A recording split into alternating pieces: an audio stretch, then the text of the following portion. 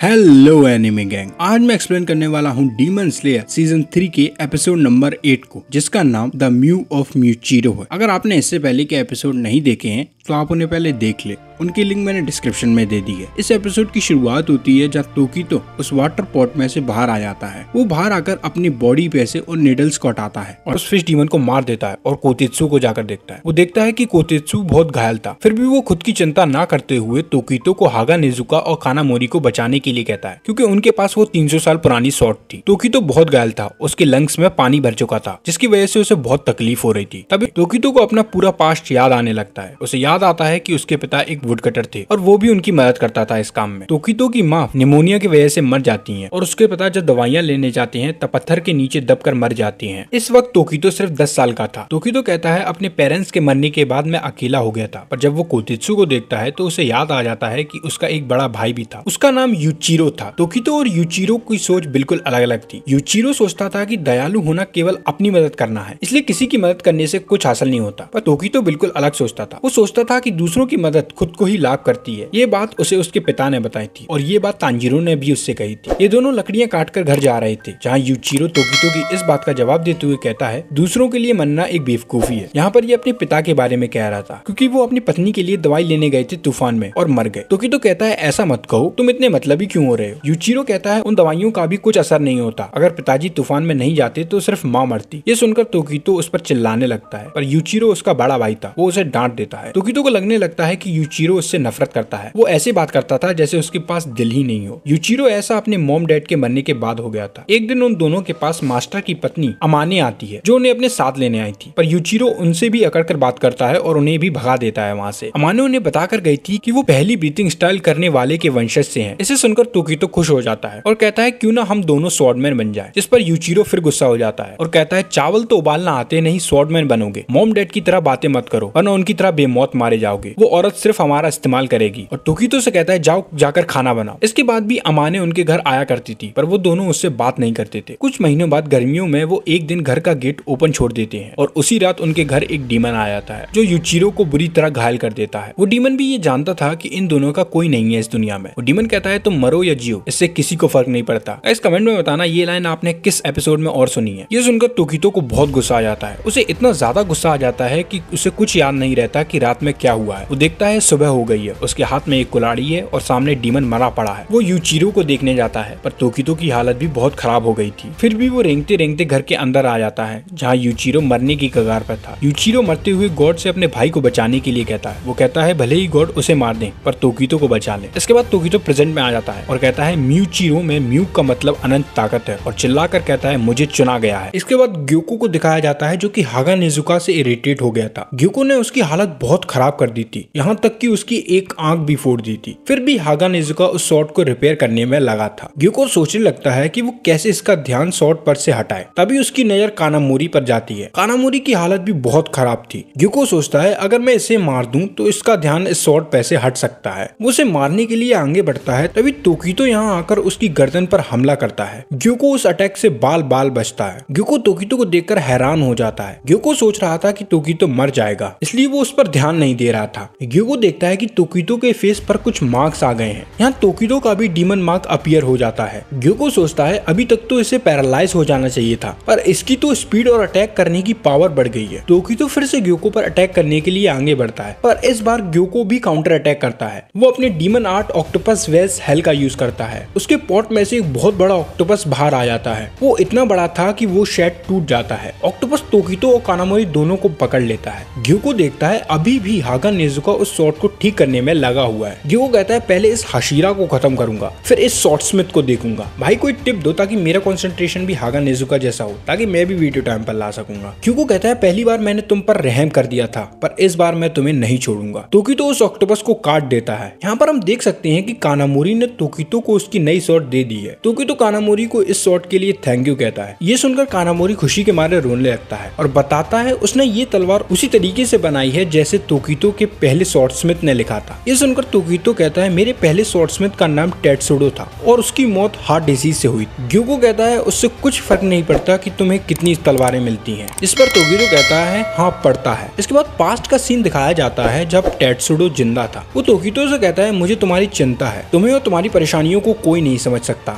जब तुम्हें चीजें याद नहीं आती तब तुम इतना ज्यादा मेहनत करती हो कि तुम्हारे मुंह से खून की उल्टियां होने लगती हैं। वो कहता है मेरे पास ज्यादा समय नहीं है। मुझे इस बात का दुख नहीं कि मेरे अंत नजदीक है, बल्कि मुझे इसका दुख है कि मैं तुम्हारी मदद नहीं कर पाऊंगा। यहाँ प्रेजेंट में तोकितो माफी मांगता है कि उसने उसे हमेशा चिंता और दुख दिया और कहता है पर अब मैं ठीक हूँ। फिर ग्योको पर मिस्ट बीटिंग का 5th form sea of clouds and haze attack करता है। इस अटैक से तोकितो उस ऑक्टोपस को पूरी तरीके से काट देता है और ग्योको तक भी पहुंच जाता है और ग्योको फिर से अपने पॉट में चला जाता है और टेलीपोर्ट होकर तोकितो के पीछे वाले पेड़ पर आ जाता है। ग्योको कहता है तुम कितने भी तेज हो जाओ पर मेरी टेलीपोर्ट होने की स्पीड से ज्यादा नहीं हो सकते। इस पर तोकितो कहता है लगता है तुम्हारे सेंस सुस्त हो गए हैं, शायद इसलिए क्योंकि तुम सैकड़ों सालों से जिंदा हो। तभी ग्योको को महसूस होता है कि उसकी गर्दन लगभग आधी कट गई है। तोकितो कहता है अगली बार मैं तुम्हें पूरा काट दूंगा, मैं तुम्हारे साथ और तुम्हारे मटके के साथ नहीं खेल सकता। इस पर ग्योको कहता है मेरा मजाक मत उड़ाओ लड़के। ग्योको अपना पॉट फिर चेंज कर देता है और तोकितो के पीछे आ जाता है और उस पर हमला कर देता है। दोनों एक दूसरे से लड़ने लगते हैं। तभी तोकितो को यूचिरो की कही बात याद आती है। यूचिरो तोकितो से कहता है याद रखना इससे कोई फर्क नहीं पड़ता कि तुम कितने सही तरीके से जीते हो, अंत में भगवान और बुद्धा तुम्हारी रक्षा नहीं करेंगे, इसलिए मैं तुम्हारी रक्षा करूंगा। यूचिरो तोकितो से माफी मांगता है कि वो उसके प्रति कभी दयालु नहीं हो सका और बताता है कि सिर्फ चुनी हुई सोल ही दूसरों के प्रति दयालु हो सकती है। और इसी के साथ ये एपिसोड एंड हो जाता है। कमेंट्स में बताना आपको ये एपिसोड कैसा लगा। एक्सप्लेनेशन अच्छी लगी हो तो चैनल को सब्सक्राइब करना मत भूलना। मैं मिलता हूँ आपसे नेक्स्ट वीडियो में।